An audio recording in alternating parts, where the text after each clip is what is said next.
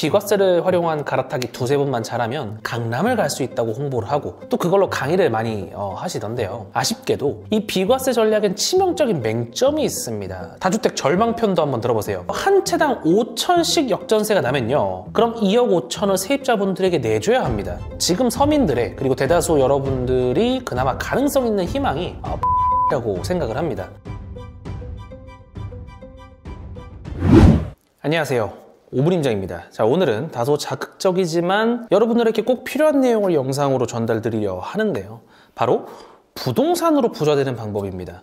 너는 뭐 얼마나 부자인데 이런 시건방진 영상을 찍냐 라고 말씀하실 수도 있는데, 저도 뭐 대단한 부자는 아니지만 그래도 부동산으로 먹고는 사는 사람으로서 전달드릴 인사이트가 있으니 진정하고 들어보세요. 자, 부자가 되기 싫은 사람이 있나요? 그러면 부자가 되기 위해 여러 가지 방법이 있겠지만 현실적으로 일반 자영업자나 월급쟁이들이 부자가 되는 방법은 제한적이죠. 그 제한적인 방법 중 하나는 바로 재테크일 텐데요. 그 중에서도 주식, 코인, 채권 뭐 등등 많겠지만 지금 이 영상을 보시는 분들은 당연히 부동산에 관심이 많으실 거고, 우리나라에서 부동산이 왜 이렇게 인기가 있으면서 또 이슈가 있는지는 제가 굳이 설명 안 해도 되겠죠. 그렇다면 궁금한 건 바로 이걸 텐데요. 옛날에야 부동산으로 돈 많이 벌었지만 지금도 그게 된다고? 바로 이거죠. 여기에 대해서 솔직한 전업 투자자로서의 의견을 말씀드려 볼까 합니다.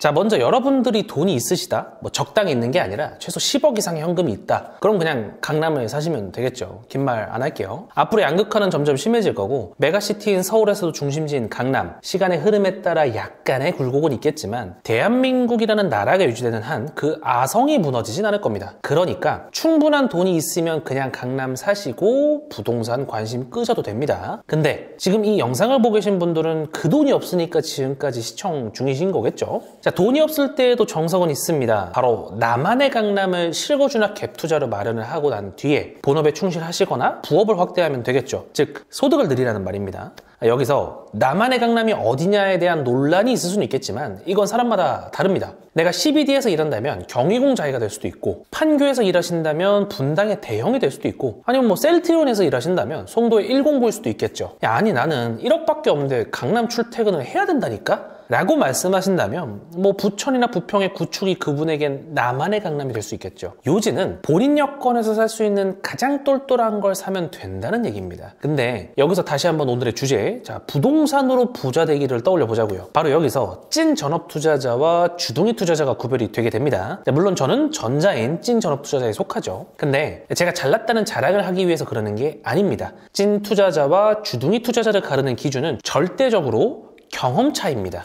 안 해본 사람들이 강의 몇 개, 뭐 책 몇 권 보고 마치 부동산 잘 안다는 것처럼 말하는 게 솔직히 진짜 재밌거든요. 자, 그럼 찐 전업 투자자가 보는 부동산으로 부자 되는 대표적 방법, 첫 번째는 바로 비과세 전략이 있겠죠. 어려운 개념은 아닙니다. 비규제 지역이라면 2년 이상 보유한 것만으로도 양도 차익을 전부 비과세 받을 수가 있고, 또 1세대 일시적 2주택 비과세 역시 굉장히 좋은 전략인데, 뭐 1번 종전주택을 보유한 지 1년이 지났을 때, 2번 신규주택을 취득하고 3년 이내에, 3번 그리고 종전주택을 2년 이상 보유했다면 여기서 일시적으로 2주택자가 된다고 하더라도 양도 차익을 비과세 받을 수 있는 그런 전략인데요. 이게 처음 보실 땐 다소 난해하고 어려워 보이시겠지만 실제로 조금 더 공부를 해보시거나 한 번만 해보면 그렇게까지 아주 어려운 개념은 아닙니다. 어쨌든 이런 전략을 사용해서 비과세를 활용하면 아무래도 남들보다 조금 더 빠르게 돈을 불릴 수가 있겠죠. 뭐 특정 부동산 대기업에선 이런 비과세를 활용한 갈아타기 두세 번만 잘하면 강남을 갈 수 있다고 홍보를 하고 또 그걸로 강의를 많이 하시던데요. 아쉽게도 이 비과세 전략엔 치명적인 맹점이 있습니다. 자, 예시를 한번 들어볼게요. 예를 들어서 여러분들이 부평에서 처음 내 집을 마련했다고 하고 최종적인 갈아타기 목표를 강남이라고 잡아보겠습니다. 그러면 부평에서 부천으로, 부천에서 광명으로, 광명에서 강남을 간다고 해볼게요. 그럼 정확히 갈아타기 3번이면 부평에서 강남을 가는 기적이 일어납니다. 근데 뭐 잊은 거 없으신가요? 여러분이 부평집을 비과세로 짭짤하게 양도 차익을 봤다는 건 무슨 의미입니까? 네, 맞아요.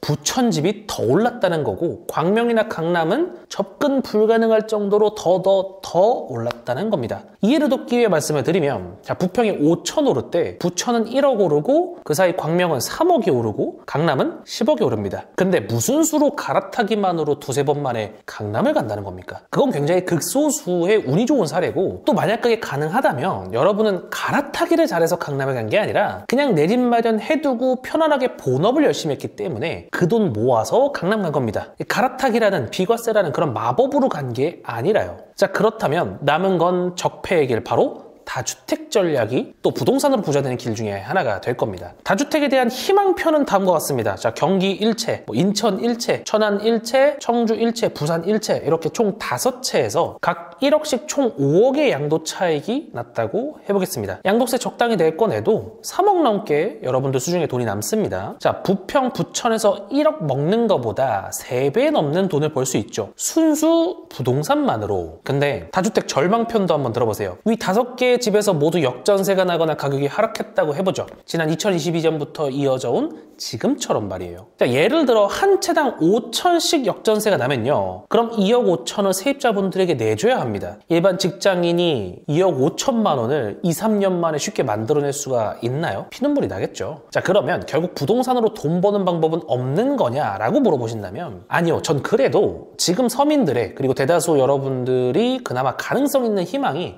부동산이라고 생각을 합니다. 제가 주식 전문가도 아니고 챗GPT한테 당당하게 물어봤습니다. 주식으로 일반인이 잃을 확률이 얼마나 되냐고. 그러니까 이렇게 말을 하는데요. 개인 투자자의 80%에서 90%가 장기적으로 손실을 보고 단기 투자자는 1년 내에 90% 이상의 손실을 경험한다고 하죠. 근데 부동산은 쉽게 던져버리는 것만 아니면 엔간한 입지의 부동산은 장기 우상향 해왔죠. 인간의 내구조는 투자에 불리하게 진화해왔다는 거 들어보셨죠, 다들? 공포에 사고 환희에 파는 게 안 된다는 말입니다. 근데 이걸 그나마 할 수 있게 해주는 게 우리나라에선 아파트예요. 여러분이 팔고 싶다고 다 팔리는 게 아니니까요. 그리고 다주택은 위험하지만 분명 부자로의 가능성이 있는 전략이 맞습니다. 이 얘기를 흑백 논리로 받아들이지 말고 한번 잘 들어보세요. 자, 분명 다주택은 위험하죠. 왜냐면 역전세가 날 수도 있고 세입자 때문에 곤란할 수도 있고 갑자기 블랙스완급 경제 위기가 온다면 여러 채 들고 있는 만큼 손실폭은 더 크겠죠. 근데 반대로 말하면요. 그렇기 때문에 진입장벽이 있고 부동산으로의 흐름이 들어오면 많이 먹을 수 있는 게 바로 다주택입니다. 왜냐고요?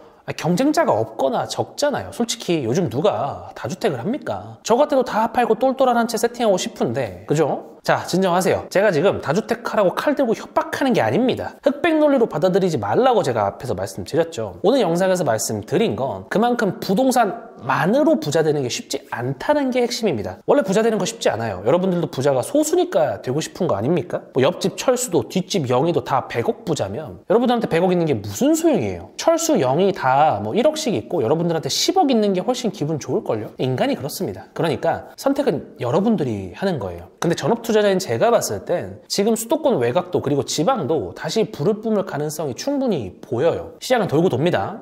언제까지고 지방은 죽쓰고 서울만 주구장창 올라가고 그러지 않아요. 이건 투자를 전업으로 하는 저니까 할 수 있는 말입니다. 지금 몇몇 전문가들이 부동산 꼭지다, 곧 하락한다, 서울 최상급지만 오를 거다, 외곽은 서울이라도 위험하다, 이런 말씀 많이 하잖아요. 왜 그런지 아세요?